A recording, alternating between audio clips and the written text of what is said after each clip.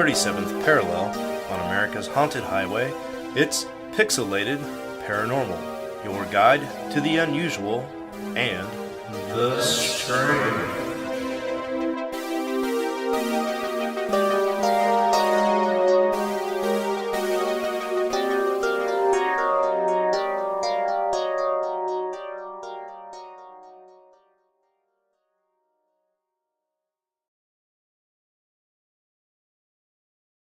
Well, what's up, everybody? Sorry for the 5-minute late start, and welcome to Pixelated Paranormal. This is episode 266. I am Sean, of course, and with me, as always, is my other half, Preston. How are you, buddy? What's up, all you cool ghosts and goblins, you crococoons and crocodingos, you skeletors and skelettes, you witchers and witches? I'm more tired than a big dick back. My name is Preston, and I got a cold. What is a big dick back? Big dick bat. Bat, like a flying creature. Oh, A bat. That's a really great joke, and I'm sorry I screwed it up for you. Yeah. We were we took my admit it. son out this weekend for his birthday to Omaha. So the wife and I always have a thing that when we go on road trips, we would like to listen to comedy specials. And we were listening to Kyle Kinane, and it was one of his older ones, and he had basically said that he was setting out one night and he was watching bats, meander around, and he got to thinking, like, since bats sleep upside down, if you had one genetically that had a huge pecker, like just gargantuan, that, it would not be able to sleep. It'd be hitting itself in the head all the time, like gravity would take effect. And then it would, like, the next day when, like, all the bats are, when they're supposed to be sleeping, the bats get up and they're nocturnal and they're like, "Hey, Jerry, what's wrong with you?" And he's like, "Oh, man, I'm super tired."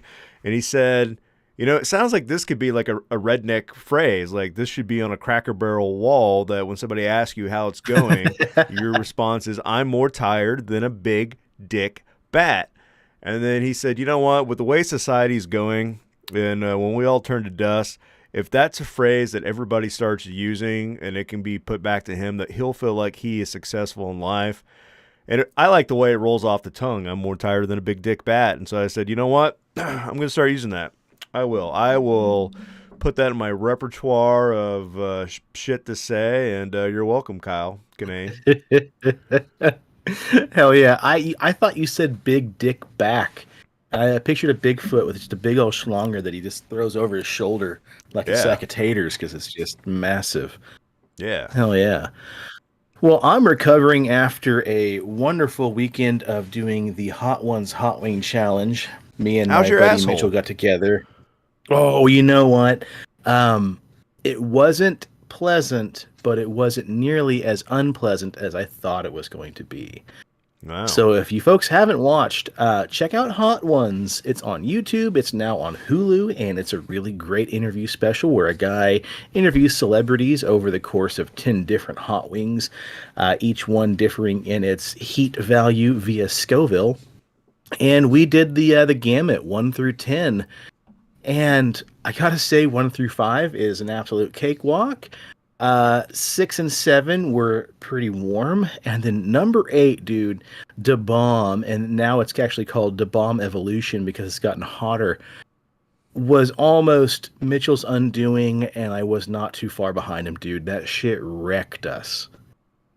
It was absolutely hot. And like, we didn't go into this, without plans of doing it to death. So we took the hot wings, and instead of putting just a little dab on the wing and eating it, we dropped those bad boys in, metal bowls, and we tossed the sauce, man. We caked those bad boys. And then after we plated them up, we even took a spatula and scooped the hot sauce and kind of, smeared it across the top. So we saturated those bad boys. And it's the hottest thing I've ever eaten. And maybe the hottest thing I plan to ever eat, because holy shit, it was rough. But yeah, we also finished off with Dingo's Psycho Hot Sauce and, of course, the Last Apollo, which is the final dab. And they were all delicious. We had a great time, and we are already looking for hotter shit to try. So, presto, if you want, next time we get together, I got my own bottle of the Da Bomb if you want to try it out. I mean, why not, man? Why not? I found YOLO, right? Yeah, when we were in Council Bluff, Iowa. So we went to Omaha for the zoo, but Council Bluff, Iowa is like right across the river, so they're like 5 minutes apart. There was a Cabela's there, and Blake always likes to go check out Cabela's, and they had a huge hot sauce section. One called like rectal cancer. There was all yeah, like dude, it was like that's how bad it was. And then there was another one that was like just called Frost, and it's a clear liquid, so it doesn't change the color and it doesn't add flavor, so it's not like vinegary or anything like that. It's just simple heat. So like if you really want to spice shit up and like, oh my god, my asshole's on fire, you're just boop boop boop boop, and it's a clear liquid. And I'm like, oh man, I wonder if that's worth trying. So, well, I'm sure it is, man. I'm sure it is. We actually did a story from Council Bluff on episode 102, The Black Angel of Council Bluff. Do you remember that one? Old Micah sent that in to us, years ago. This would have been back in like 2019. Yeah. Heck yeah, man. Awesome. Well, I hope Omaha was, stellar. We're planning on going up there in March to visit Big Dobbs during Shayla's spring break. So I think we're going to run around. Did you do anything spooky? Did you see anything cool while you were there? I mean, we went to the Monster Pub, which is a horror-themed restaurant. The food was okay. I mean, the atmosphere was pretty fun. The record store, I wish they had more horror-themed records, but all in all, like, it was a good time, and, Blake enjoyed himself, and that's what the trip was about. So, I mean, every restaurant that we went to, Daddy had himself mimosas in the morning with his Eggs Benedict, and I had Eggs Benedict every way imaginable. So like that's my go-to breakfast now when we're out and about. Like if you can get me a mimosa and an Eggs Benedict, I'll be happy. Yeah. Dude, I love me a good Eggs Benny as well, so you're going to have to give me a list of some of the places you guys went to because that's my bag, baby. Yeah. I'm not really a mimosa guy. I like a nice like whiskey and coffee or something, but yeah, man, we're going to go up there here in a couple months, so. Well, I started thinking about, Pixelated Paranormal episodes of yore and how we used to spend like 45 minutes on news stories before we ever even got to the actual topic. So I put together a whole slew of 5 news stories that I'm sure people will find interesting in one way or another. I doubt it'll be 45 minutes, but yeah, dude, let's really start hammering in some news now. What do you say? Yeah. The first one comes from apnews.com, and they say, if you ask anybody what they think you might find buried in the muck and the mire at the bottom of New York City's East River, they'd probably be likely to say, oh, probably the corpse of some dead mob boss. Well, you're probably not wrong. But several groups of treasure hunters have recently taken to the waterway in recent weeks, after hearing a guest on comedian Joe Rogan's podcast claim that there's actually a boxcar's worth of potentially valuable prehistoric mammoth bones that were dumped in the river back sometime around the 1940s. Now, despite the lack of evidence to back up the story, treasure seekers have already started using boats, diving apparatuses, and technology like remote-operated cameras in hopes of finding the bones of a woolly mammoth in the murky waters. I think the chances are just as good as the lottery, and people buy those tickets every day, said Don Gann, 35, of North Arlington, New Jersey. He's a commercial diver who's been out in the water since early last week, along with his brother and 2 employees. Now, it all started back when John Reeves, an Alaskan gold miner with a passion for fossils, was featured on Joe Rogan's podcast during an episode that aired on December 30th, talking about his great land that he had and how he has personally uncovered numerous age-old bones and tusks while looking for gold. Some of that material was brought to New York City decades ago to be handed over to American Museum of Natural History. Well, Reeves cited back in a draft report put together by 3 men, including one who worked at the museum. It included references to some fossils and bones that were deemed unsuitable for the museum that were simply dumped in the river. So he said, I'm going to start what's called the bone rush. as people then rush off to the East River to look for the leftover bones. We'll see if anybody out there's got the sense of adventure. Let me tell you, something about mammoth bones and mammoth tusks are extremely valuable. After the episode aired, the American Museum of Natural History threw water as cold as the East River on the tale. We do not have any record of the disposal of these fossils in the East River, nor have we been able to find any record of this report in the archives or other scientific sources. But it looks like, presto, we are in the thick of 2023's Great Bone Rush. Now, shifting gears here, speaking of things that went missing, the coveted hot dog statue stolen from West Virginia's restaurant finally returns home, coming from HuffPo. The owner of a West Virginia restaurant that was heavily damaged by a fire finally has gotten his coveted hot dog statue back. Now, presto, if you have a way to flash that up on the camera for everybody. The Wiener Man statue. I already beat you to Oh, it. look at you go. You're such a smart boy. Yeah. The Wiener Man statue was stolen from the Dairy Winkle in Campbell's Creek during a break-in sometime after a fire that occurred back on January 11th.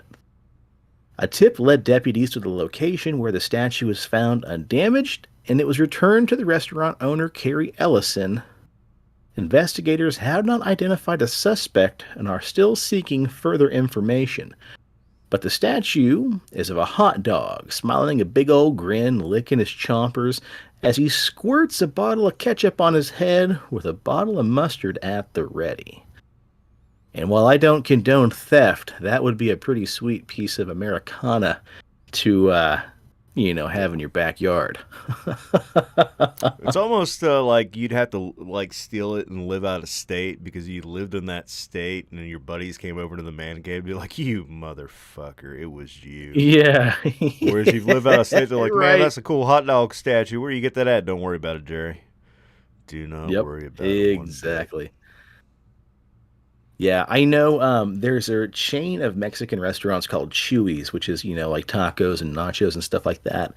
And one of the ones we went to, I think that was in Texas, had this really badass He-Man statue of him sitting down upright with his hands at his side, almost like a chair of some kind of ride. And I asked the manager of the store, like, where did you guys find that? What's the history behind it? Is it like a carousel or some kind of spinning swing that you would ride? And he had no idea what it was from or what it was for. He just said that, we pay a couple guys to go across the American Pickers style and just see what exactly they can find. And they just happened to find a He-Man chair. And he said, I fought tooth and nail at the corporate office to make sure that I was the one that got that at my store because it's so freaking awesome. And I concur. It's pretty fucking cool. Well, keeping the theme here, man, we're going to have to sober up here and be a little more serious on this next story from NBC News.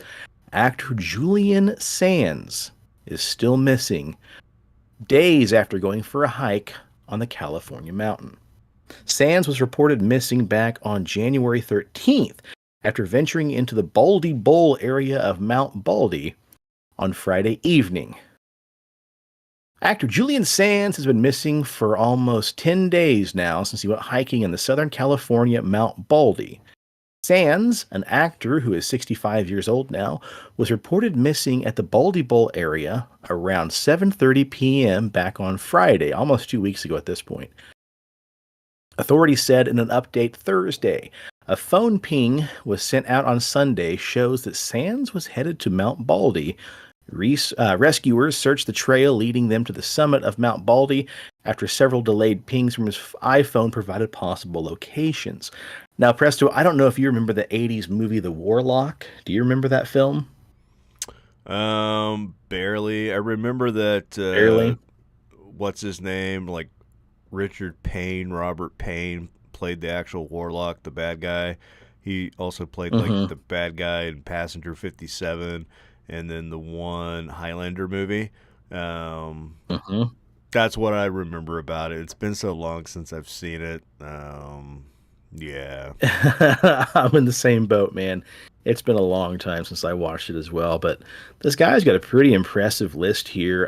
He played the Warlock in the 1989 film, and apparently he played the Warlock himself. Also coming back to be featured in Arachnophobia, Impromptu, The Wicked, Naked Lunch, and several other classic horror and sci-fi films, even coming back for some of the sequels in the Warlock series as well. But yeah, man, he went on a hike and the dude's disappeared. And I think even David Paulides has kind of taken, an interest in this story. But the search for Sands, known to play a role in A Room with a View, was paused recently this Saturday evening because of trail conditions and the risk of an avalanche due to the weather they're having up there. They said that search crews will continue to scan the area using helicopters and drones when the weather permits, and will schedule another ground search when it's safe to do so. Sheriff's Department recommends people heed warnings and avoid the area when there are high winds and ice, making things incredibly treacherous. Recent storms have brought snow and ice conditions that are not favorable for hikers, even though they feel that they have a high level of experience. Search and rescue crews have launched 14 rescue missions for lost, stranded, and injured hikers on the mountain and in the surrounding area over the last 4 weeks. Holy cow. 2 hikers have thus died in the recent 2 weeks after falling and injuring themselves. This is wild, man. I mean, you hear of hikers and whatnot, but of course this story is getting brought to the forefront because it's from an actor.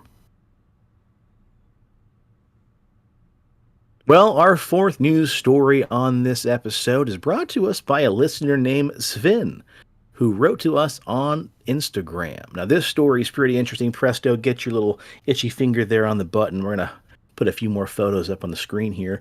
This comes from the brobible.com and Twitter. A recent photograph taken of a craft in the sky over football club Juarez's soccer stadium shows what might just be an unidentified flying object flying over the soccer field. The image was shared by the soccer team on their Twitter account, and that was taken by sharing a photo that was taken by a fan who'd been at the match at the Estadio Olímpico Benito Juarez Stadium. Now, the FC Juarez tagged the country's most famous ufologist, Jamie Masson, in the initial tweet asking for help. They said, "Help at Jamie Musson 1." The fan sent us his photograph, and he says he took it during the game against the Wallos, which supposedly a hashtag OVNI can be seen. Is it not? Question mark. Now, OVNI is kind of like the equivalent UFO abbreviation that we'd use here in the States. Masson responded, but not before using artificial intelligence software to enhance the original photo to better see what the UFO actually looks like. And then he tweeted back, "Hello at FC Juarez official. I share that the case was analyzed with AI equipment and everything indicates that we're facing an unidentified anomalous phenomenon, aka UAP. Kiev scientists call these ships phantoms because they're black or dark objects. Now, an OVNI, or Objeto Volador No Identificado, is Spanish for UFO, or UAP, like I said a second ago. Anyway, Masson also wrote in a follow-up tweet, "Given all the above, I think that this ship is of non-human origin." So I don't know. Astronomers have in Kiev have broke the UFOs they observe into 2 categories recently. Some are known as phantoms, or a UFO that is completely black that shares or emits no light, and cosmics, which are defined as luminous objects brighter than the background of the sky. So in this case, we're dealing with what they would call a phantom UFO. And presto, you've shared some of those photos. Now, you've probably seen it after I sent these to you earlier. The original photo is, of course, zoomed way out, and you see the sun in a little disc. Yep. What do you think about using AI to enhance images? Do you think this is trustworthy technology, or do you think it kind of adds a bit of hokiness to the whole operation? It kind of depends on what AI is doing. So if AI is interpreting the data in any way and it's changing the data in any way, I think we shouldn't be using it. But if you're I mean, we've talked about this because that chatbot AI, for example, that I use for one of the show notes, because I just wanted to see, like, hey, sometimes, like, life gets busy and we're like, we're going to do this show. And then I'm like, fuck, I got to commit to actually doing these notes. And I look through website after website after website after website. And it is like the same information from 7 websites. So chatbot AI will sit there and it will simultaneously go through 1,000 websites within several seconds and then pull out the same information, consistent information from all those websites, and then present it to you so that you can actually basically read and say, okay, here's the gist of what this story is.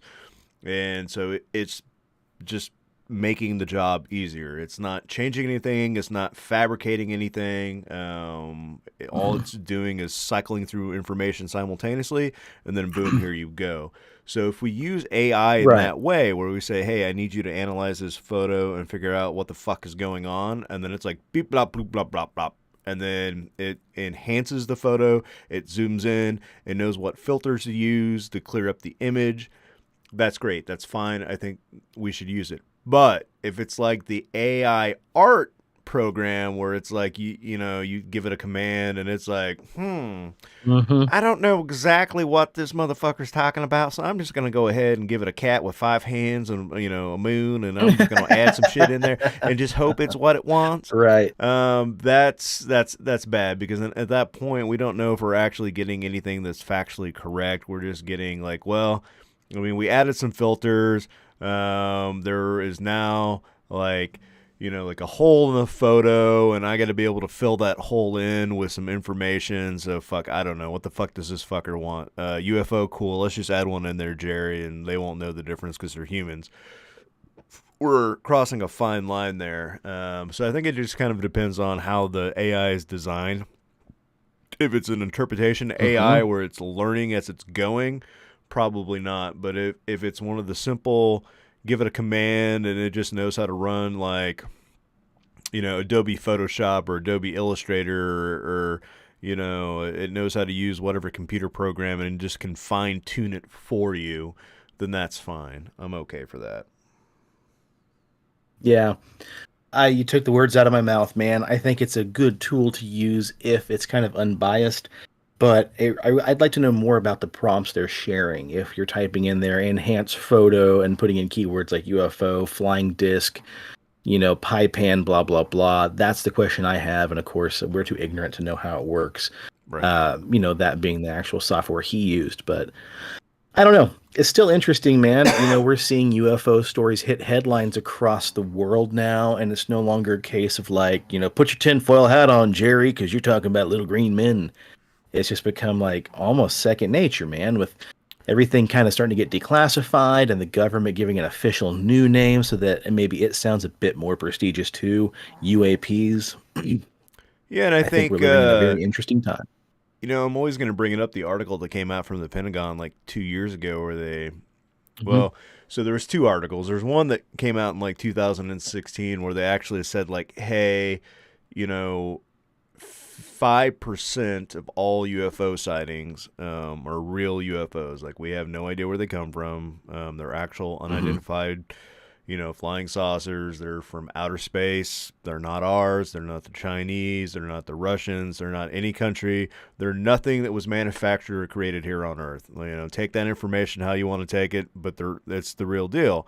And then we actually recovered crash sites, and we gave pieces of the crash sites to Robert Bigelow, who, if anybody knows anything about anything in the paranormal industry, Robert Bigelow owned Skinwalker Ranch. And the reason for him wanting to own Skinwalker Ranch was he made a contract with the federal government for weapons and aerospace and said, like, look, this is supposed to be a hotspot. Like, weird shit is happening. So I'm making you a deal. I'm purchasing this, and anything that crashes, you motherfuckers aren't coming in here and like taking this. Like, it's mine. Right. I'm going to backwards engineer it, and then you're going to give me a contract, and from there I will make you all the flying saucers that the U.S. government could possibly ever want. Bada bing, bada boom, they made it happen.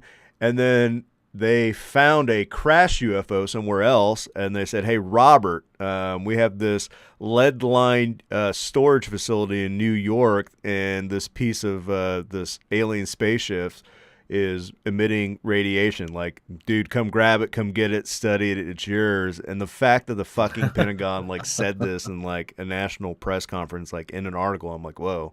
Like, holy shit, we're not getting like good disclosure, but we're getting soft disclosure. Like, we're getting, some of how the sausage made. We haven't got the full recipe yet for how to get that sausage pumped out, but we're getting the little tidbits. And then, 3 years later, they come back out again. And they're like, yeah, have you guys, you're all a bunch of fucking nerds anyways. Like, most of you guys stay up and play Call of Duty till like 3 a.m. and you guys are like all Halo fans. So look, here's the thing. We, like, those little ATVs that Master Chief, is driving around and blowing shit up in. So here's the thing. We have one of those. It's not ours. It's not the Russians. It's not the Chinese. We have an actual ATV alien vehicle that we found. We can't tell you where we found it, but we found it. We have it. We've backwards engineered it. Bada bing, bada boom. There's a little bit more of how the sausage is made. Stay tuned, folks. And then I'm like, whoa. Hey, what does this thing look like? Can you give us some photos? Can I copy and paste that recipe down so I can try to make it in my garage? Like, yeah, I want to. Sharing is caring, U.S. government. Yeah, fucking bring it on, man. More disclosure. Yeah. Real quick in the chat, we want to give a shout out to Minecraft Recruits 1, who says they're sitting by the fire with the wife, listening to you two sexy husky men. Well, we're glad we could join you for your evening. Yeah, I would only point out, like, tonight, the only reason why I sound like I have a, deep, sexy voice is because I'm sick as shit and I'm so congested that normally I don't have this much I am smooth like honey butter, but tonight I'm extra smooth like honey butter, and that's just because internally I'm dying on the inside. Oh, you are getting over probably the same crud I had last week, dude, and it is definitely not fun, man. It sucks, that's for sure. But like I said, lots of medicine. Yeah, I won't say what it is because we're not getting paid to advertise for Alka-Seltzer, bastards. Yeah, fuck those guys. Yeah, but if you want an official sponsor in the paranormal world, holler at your boys. We'll do it for you. Holler at your boys. Yeah, we'll get schnockered on nighttime Alka-Seltzer and see what comes out of it. Yeah. Well, our last story here featuring AI. Did you ever play Metal Gear Solid 2, Presto? Nope. Well, of course, it's got the really, really iconic cardboard box that you could play, that you could use while you're playing in the game. If you're trying to sneak around somewhere, you could just like hunker down and put a cardboard box over top you and kind of sneak around, and enemy soldiers would be none the wiser. They just walk by this random box and be like, "Oh, looks like Jerry must have left part of the shipment here. Definitely not going to be a U.S. soldier in there." And that kind of became the joke of just hiding in cardboard boxes. It's like an old Looney Tunes or Three Stooges cartoon. Well, put a pin in that. The Economist defense editor, Shashank Joshi, recently posted an excerpt from a new book about the AI use in the military called 4 Battlegrounds by Paul Charret. In it, there's a true story about how the military was using Marines to improve its AI detection system. Initially, they just had to mooch around and let the machine gather information on how to improve its human detection. Then the script got flipped. Hold on a second, my dog is snoring. Hey, Luna puppy. Come here, puppy. Didn't realize she's snoring through the first, half hour of the episode. The AI machine, of course, he says here, I'm trying hard not to call it a bipedal nuclear-equipped battle tank, was placed in the middle of a traffic circle, and 8 Marines all had the same challenge. Whoever could get into the circle without being detected would win the game. 8 Marines, not a single one, got detected, said Phil. They defeated the AI system not with traditional camouflage, but instead with clever tricks that were outside of the AI system's testing regime. Now, of course, the thing's set up to see something bipedal, human-looking, come trudging through, the war zone, and they could pick it off, snipe it, drop it down, whatever, neutralize it. Well, it wasn't equipped for what these people used. 2 Marines somersaulted for over 300 meters, never getting detected by the AI because they never stood up and walked or ran. 2 others hid under a cardboard box. You could hear the Marines giggling the entire time, like Bugs Bunny would in a Looney Tunes cartoon, sneaking up on Elmer Fudd in a cardboard box. One guy, my absolute favorite, said Phil, field stripped a fir tree and walked up like a fir tree. That's right, he covered himself in tree limbs and walked right up to the middle of the circle. All you could see was his smile, and that's about it. The AI system had been trained to detect humans walking, but not humors rolling in somersaults, hiding in cardboard boxes, or disguising themselves as trees. Like Bugs Bunny or the 21st century's greatest soldier, funnily enough, this is one of the themes Kojima regularly returns to around the cardboard box. Typically, a character will grumble around having something so useless, and another will point out that its usefulness is determined by your imagination. I like how I think it's fantastic. AI currently is not smart enough to detect human beings hiding in boxes.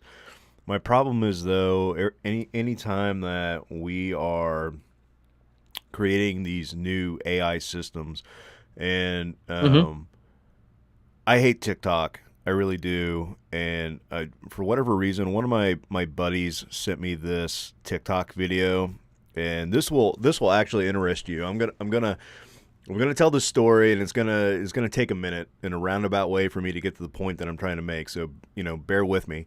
But as per usual. Yeah, per usual. So he sent me this TikTok video, and it's this guy from like the early '90s, and he's batshit crazy. I'm not trying to like science, like this guy's got it going on, but he talked about like if you go back to the Old Testament and you read the creation story where it talks about the firmament. So there was like this thing around the earth, and it was like a protective bubble, and he took a glass tube with hydrogen in it, and he ran electricity through it, and after 2 seconds, 3 seconds, 4 seconds, whatever it was, it started to glow this very nice magenta color. And he's trying to make sense. He's trying to take the Bible, and he's trying to take science and mix those two things together. And so his thing was, at one point in time, if you go back 5,000 years, 6,000 years, 7,000 years ago, and we talk about how the atmosphere of the earth was a little bit different, gravity was a little bit different, that the idea that then when they were writing the Old Testament, they used the word firmament, that it could have been a way of describing the fact that there was this hydrogen bubble around the atmosphere.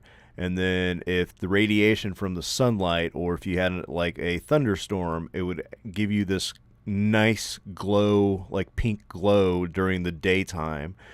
And then at night, it would be almost like this pleasant aurora borealis, like where you really wouldn't need the moon, but you would just have this nice subtle light to light up the nighttime.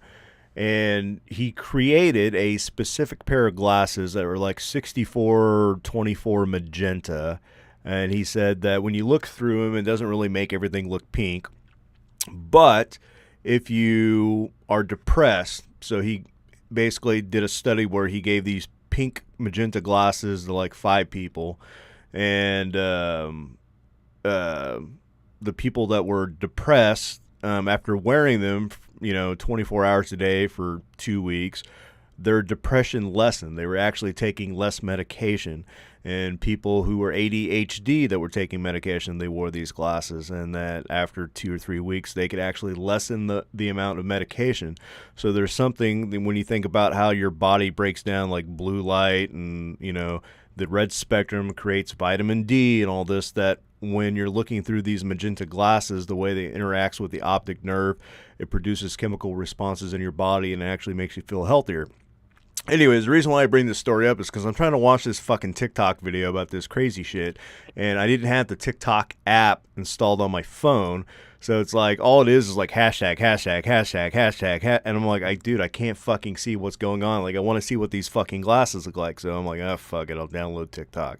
So then it's like, well, you got to create a profile first. So what type of videos are you interested in? I'm like, comedy, politics, and science. That's all I want to see. I don't want to see anything else. I don't want to see any dumb bullshit of, kids and fucking, Karens and all that other dumb bullshit on TikTok. You just give me the three basics. I want politics, I want some comedy, and I want science. That's all I want. And then I start getting all these videos about artificial intelligence and where we're going with artificial intelligence. And it's the idea that artificial intelligence right now is an actual thing. Like, it really is AI. It is a sentient computer bot, a process, and an intelligent, well, I wouldn't say intelligent being, but it is a thinking being that we've created.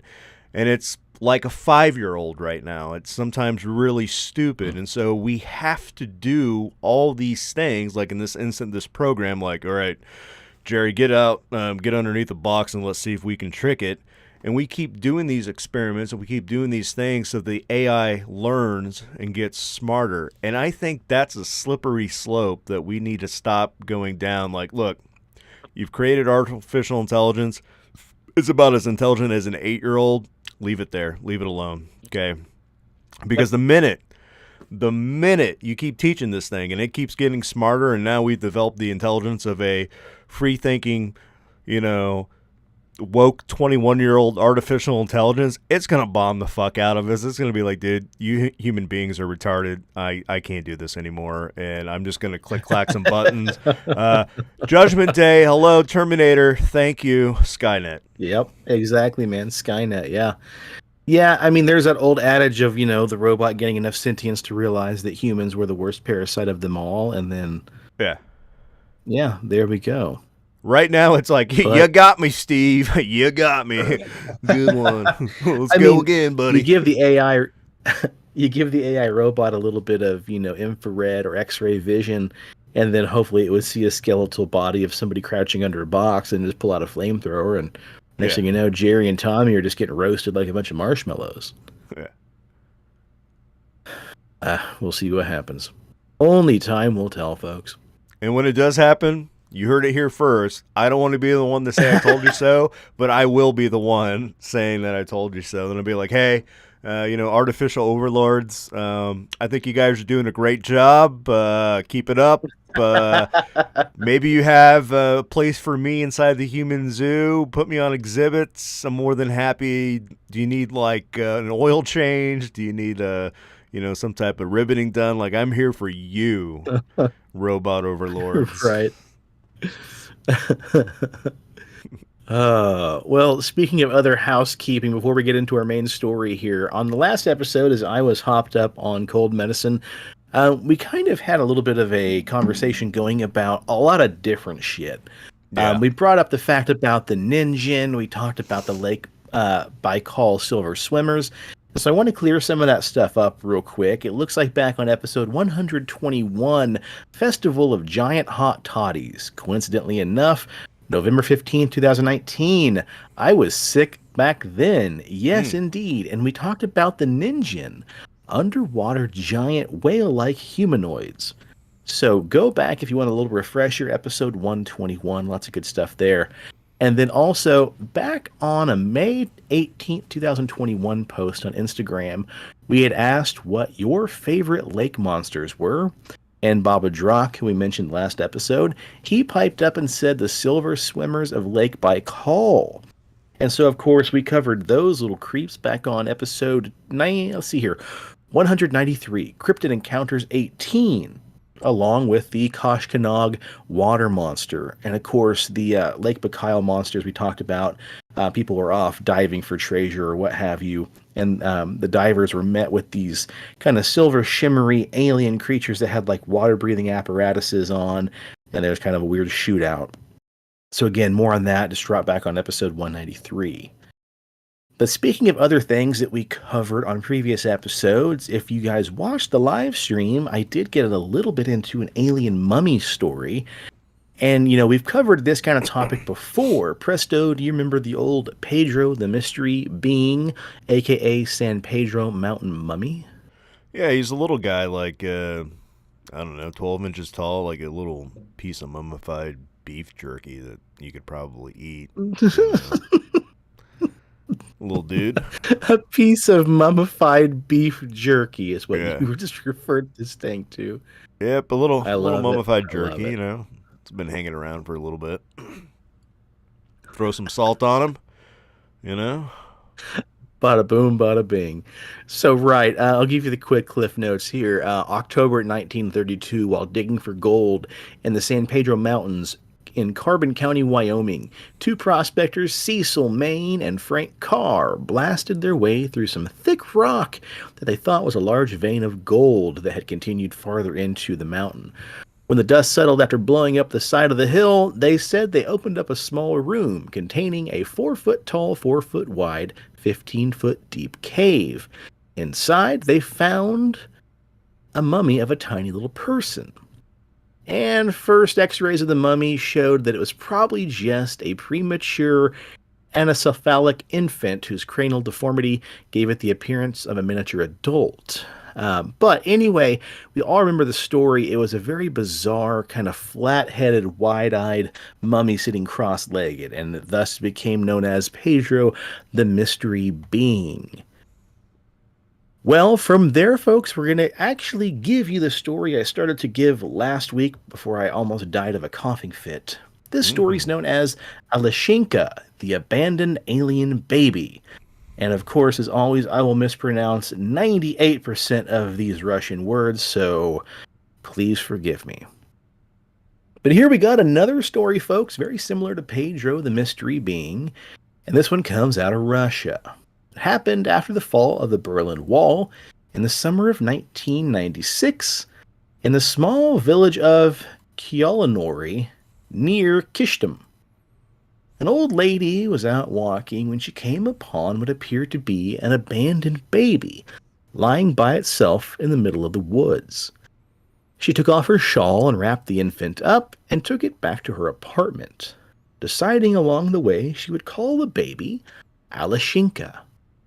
However, when the old lady's daughter-in-law named Tamara saw the baby for herself during a visit to the apartment, she said she was horrified, later describing what she saw. Presto, that's you, buddy.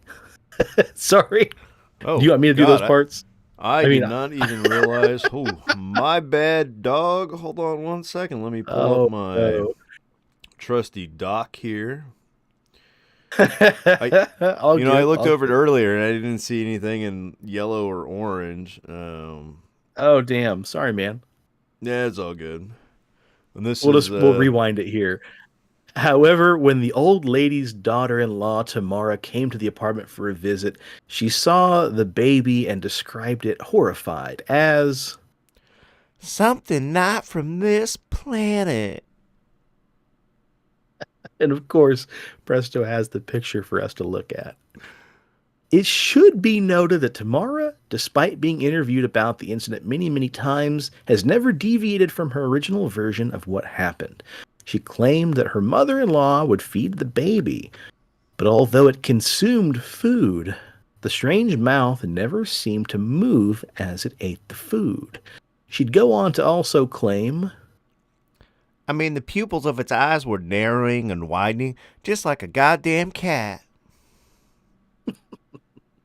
Despite Tamara's best efforts, the old lady's ravings about having a baby soon spread around the small village, and sadly, due to a previous history of mental health issues and also how bizarre this story was becoming around the village, she was later incarcerated in a mental institution soon after the story started spreading. At the time of her detention, she pleaded with the medical staff that she had a baby back at her apartment. However, authorities would ignore her pleas for help, and Aleshenka would go on to remain alone in the apartment, unattended and unfed. And thus, sadly, Tamara returned to the apartment and discovered a now dead baby Aleshenka.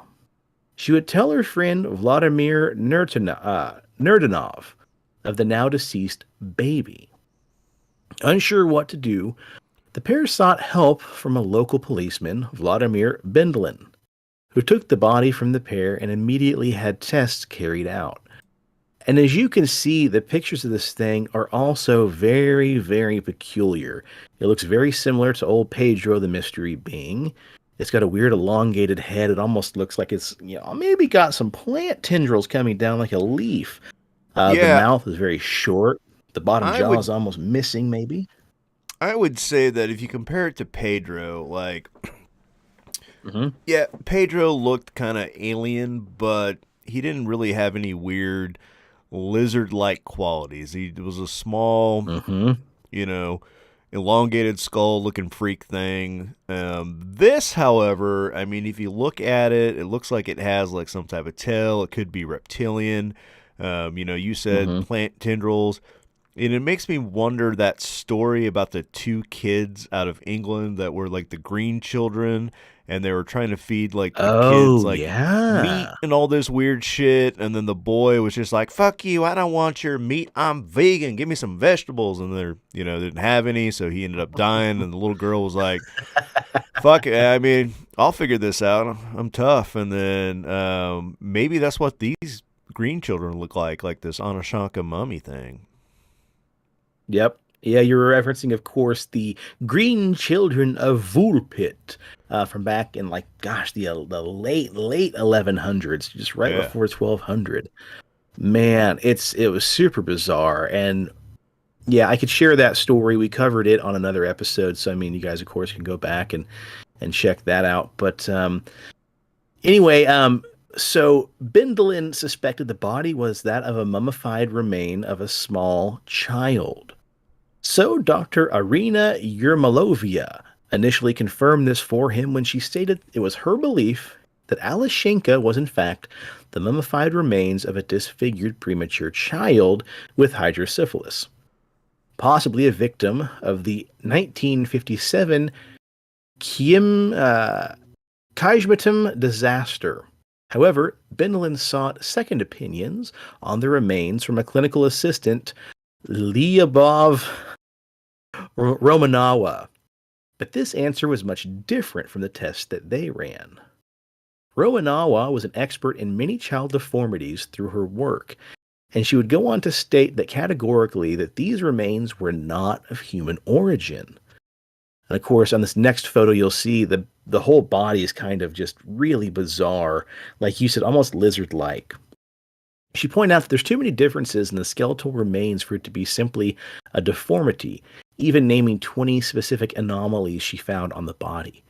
She'd also note that the head comprised of 4 distinctly separate bones, completely separate from that of a human being. Shortly after the investigation of the mummy, the small village of Kyolonori would become the focus of UFO enthusiasts round the globe. Although most local residents dismissed the story of a mad old woman whose discovery of an alien baby in the woods initially was fake, the more news channels and TV stations that arrived, the more they were now ready to embrace this as potentially a real encounter. Not at least of which was because many TV shows were throwing money at people who could tell them details about Aleshenka. Intense scrutiny, of course, fell upon Tamara and Nerdanov as to whether or not they had created the whole entire encounter as some kind of hoax. There was, however, no proof that either had gained any monetary gains, and the tests of the body proved that it was authentic and had once been a living creature with living tissue. Respected ufologist Boris Zolotov also traveled to the small village and offered to have DNA tests performed on the remains. Now, Bendlin would accept his offer and would hand the remains over to him. But unfortunately, after this exchange, nobody would see the remains ever again. Months went on before any television station eventually tracked down Zolotov, and they asked him about the anticipated DNA results.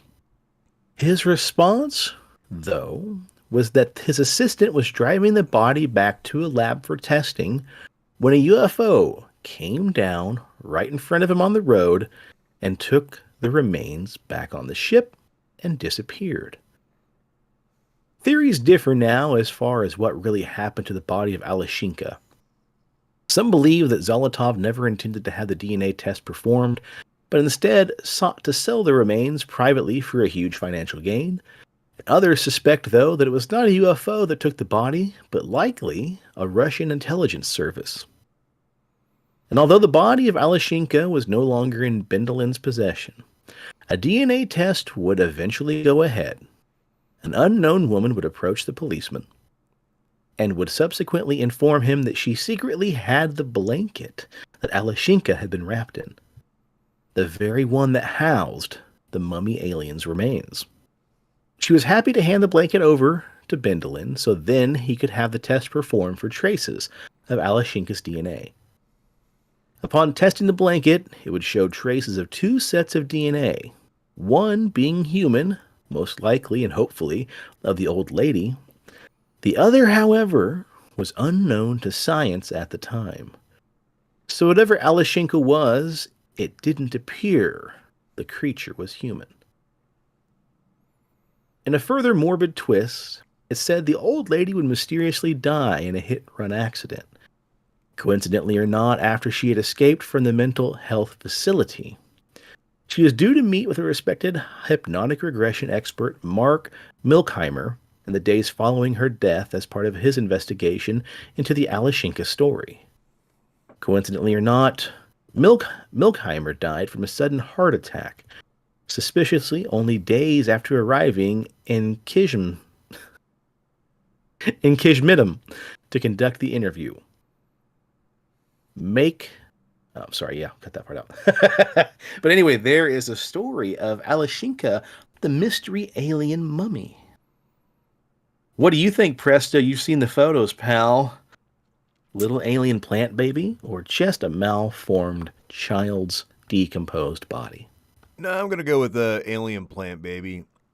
Yeah, I'm not saying it's aliens, but it's aliens. Yeah, and here's the thing that I've noticed, and it's a pretty big issue. I don't know. Did you ever watch the Graham Hancock special on Netflix, like the Apocalypse Now or whatever it was titled? Oh no, I haven't. I haven't yet, but our buddy Adam, who's a listener, was telling me about it. I haven't watched it yet. Graham Hancock is a pretty smart cookie, and he's pretty spot on. And I find that we're in this era, and it's probably, let's say like the last 150 years has been going on. And the Nazis actually ran into this exact same situation. And when, whether you want to believe in the occult practices and everything that the Nazis did, whether, Foo Fighters and all that is real or not, the American government took it serious enough that we have documentation of Project Paperclip. So it was a real deal that after, the end of the war, after Hitler killed himself and we went to the Eagle's Nest and we were trying to grab these scientists, they made lots of strides in technology. The printing press, for example, like the different colors. If you look at pre-World War II, we were very limited in the colors that we had as far as printing goes. And then World War II came about, and the Nazis did not have the FDA. They did not have a lot of regulations on things. And so you start to see this boost in technology. And when they talked about like creating like the nuclear bomb or some of these rockets and things like that, they were having a hard time figuring the math out and figuring it out. And the, upper management was like, dude, what the fuck is going on? And they said, like, look, like, the numbers ain't coming out. We, based off all these theories, and, some Nazi douchebag said, dude, they're just fucking theories. Like, this is not a proven science. You're telling me some guy over in the United States, Albert Einstein, says E equals MC squared, and now it's like the Holy Bible. and you can't figure this out because that's what you're basing everything off of. Get the fuck out of here with that. Like, E doesn't equal shit. Right. Like, start from Right, scratch and don't worry about these fucking theories. And then, like, the Nazi scientists was like, oh shit, yeah. And then they made breakthroughs. And so a lot of our history, a lot of what we think is going on as far as the timeline of humanity, we're stuck on these theories that are not actually proven. They're just our best running guess of what we have going on right now. So when people come out and say, look, I have this Aleshenka mummy, it could be, an alien or whatever it is, test the remains. Because we have this running doctrine of what we think, is the right idea of how the earth was created and where our time is and the timeline of humanity. Anytime something comes and gets in the way of that, we just fucking dismiss it. We will skew the test results. We'll, break down the scientists who are writing these papers. Like, dude, everybody shits on Graham Hancock. Like, dude, you're fucking crazy. You're fucking insane. Why? Because he's saying, like, dude, this is just a theory, and, I've done research. I have data that shows that this theory is incorrect, and here's some other theory. I'm not saying you have to believe me, but here's another theory, and I got some data to back it up, and we just want to fucking shit on it because we are afraid of change. And so when people are like, it's not a mummified alien, motherfucker. It's just a deformed child. Okay, it's a deformed child. No, aliens are not real. Get the fuck out of here. Look at that. Look at that picture. And look, there's two scenarios. Either A, some fucking Russian lady paper mache'd that shit together and faked it, or it's a fucking alien. Those are your two choices right there, because clearly it's not a deformed human being. Because in the history of mummified remains of deformed human beings, we don't have anything that's got plant tendrils and lizard-like mouths coming out of it. It's okay to accept the change and have a new theory on how life happened on Earth. It's not going to kill you people. I'm not saying it's aliens, but it's okay if it were aliens. All right. The problem is, man, if you're going to talk about the way life started and everything else on Earth, I think it does hurt people because it takes away the religious beliefs that, we've built at least, modern times in the last 400 years on the idea that we are humans, we were here, and that was it. And if you throw aliens in the mix, dude, it's going to be, mass hysteria. So I think that's the problem is it could all be true, but it's going to take a lot more to feed people that and have them believe it than just a couple, alien plant babies. Yeah. I mean, you could probably have a UFO land, little green men get out, just like Mars attacks, not kill everybody, be super friendly, and then leave. And then half the population would be like, no, didn't happen. Yeah. I mean, but the Pope tried to give people an out by saying if aliens existed, as long as they believed in Jesus Christ, everything would be okay with the universe. So really, you're all cool you with gotta me, do, man. It's just look, the aliens land, they get out, you get the Pope there, and he'd be like, oh yeah, and sprinkling holy water on them, and then bada bing, bada boom, society would be like, I mean, shit, they're Christian now, it's fine, dude. They believe in Jesus, they got holy water. The Pope approves. I'm just saying, the Pope approves. They're fine. They're good aliens. I like them. Bless. Yeah, I wish they were my neighbors. Go ahead and move them in right now. Let's move them next door. Let's clean up this neighborhood a little bit. We got some God-fearing aliens. Right. I think life's going to improve right now. There you go. Firefighters show up, hook up a hose. The Pope blesses the fire hydrant, and then just blast them as they walk out of the ship. Ta-da! Yeah. Now they're baptized. Yeah, everything's good, dude. Everything's good. Yeah. I'm on board. They're on board. Pretty much. It's a good neighborhood. It's a good plan. Yeah. I like the idea of the Pope just adventuring around in all these weird paranormal adventures. He's with Indiana Jones, just blessing anything they come across. Yeah. You got I missed a comment. Chupacabra, and the Pope is blesses it. It's cool, man. Chupacabra might have killed some goats, ate my neighbor's dog, but shit, he's been blessed by the Pope, saved by Jesus. I can't complain, You got to do what you got to do. You win some, you lose some. Chupacabra, all right. Move into the neighborhood. Let's clean this place up. Yeah. Just opens up a cooler full of water balloons, blesses one, throws it like a grenade, hits it in the forehead, baptized. And if they accidentally melt, there's a Christian chupacabra. If they accidentally melt, then you're just like, hey, man, dude, the Pope was looking out for us, man. Got a demon right there. Fucking killed it, dude. Yeah, take a video, send it off to science. Now you got religion working with science. It's great. Yeah. Yeah. Write that one down. Chupacabras come unruly. Just hit them with a water balloon. Yeah. We did miss one comment here from Minecraft Recruits 1. He says, just like how we know aliens exist, but why we've never really seen them, because they go back home and tell everybody that no intelligent life exists on Earth. Do not go. That and the damn Pope's hitting everybody with fucking water balloons. Yeah. It was great till the guy in the big red hat fucking hit me with a water hose. Fuck Earth and fuck him. Well, buddy, I really had a good time with you tonight. You know what? This is a solid episode. And, parting thoughts here. Last episode, we did talk a little bit about some underwater anomalies. You mentioned some kind of underwater treasure being guarded by some kind of weird creatures. So why don't we get to that next time on 267, man? Some underwater anomalies. 267, Montezuma's Revenge, a.k.a. the Temple Run. Boom shakalaka. I really hope the Pope comes around for this one. Yeah. Awesome. Well, we want to thank everybody for joining us and watching the live stream. We really appreciate you guys. I swear we'll get on a better schedule where we do this regularly. I think I mentioned Sundays because my brother texted me and asked if we were going to stream last night, and we just lost track of time. Poor time management, folks. Story of my life, at least. But we'll iron it out. We'll probably do Sundays, 9:30s, if that works for you, Presto, buddy. Yeah. I think Sundays, 9:30. Yeah, sorry, I like folks. that. I can roll with that. I like it too. I mean, does it work for you, Kevin? I mean, would you like to chime in on the panel, Kevin, and let us know if Sundays at 9:30 work for you? I mean, I don't want to intrude on your laying around in your underwear time while you're sipping a beer or anything. So, I mean, but if that's how you folks want to watch us and listen in your underwear, sipping beers and juice boxes and stuff, all the power, man. I just started wearing pants when we record these things because sometimes I have to get up. And I want everybody seeing my bait and tackle. So yeah. Cool. Well, if you're on the old social medias, please give us a follow on Instagram at PXL Paranormal.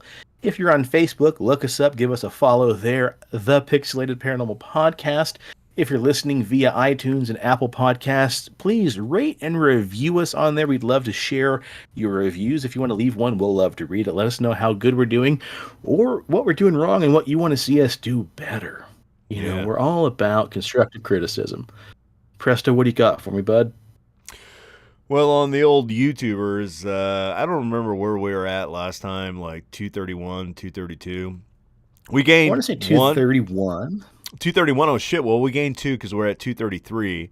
Nice. So we're making progress there. So if you're catching these live streams and you haven't paid attention to the bottom right hand corner of the screen that says like and subscribe, go over to the notifications section of the page and smash that like button and help us grow this channel a little bit. And then look, if you need a beard, if you want a beard, if you want to grow the best damn beard that you can grow, maybe you're taking care of a half alien, half plant baby, and you got to look your best for the Russian government. I don't want to judge, or maybe aliens just landed next door and the Pope's coming over, and you're looking a little scuzzy.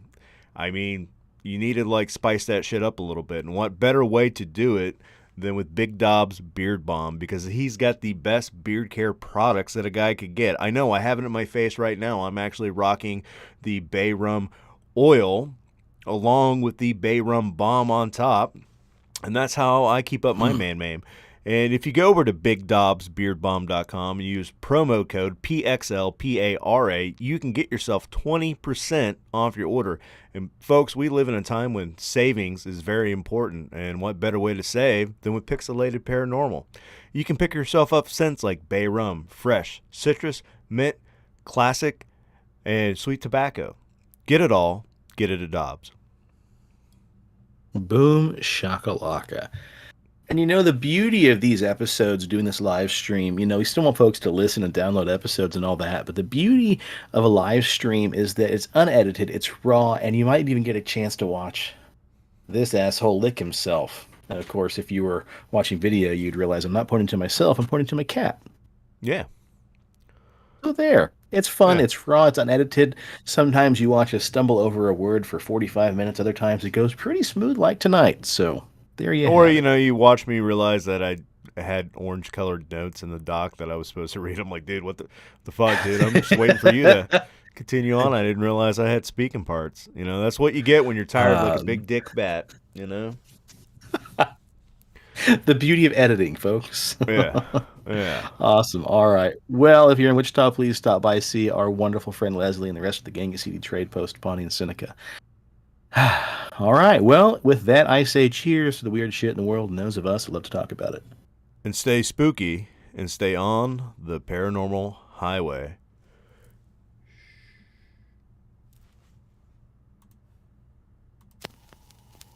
The cast at Pixelated Paranormal would like to thank you for listening to this week's episode. Pixelated Paranormal is here to tell you tales of the fantastical, the strange, the unknown. Tales that will move you a little further down the paranormal highway.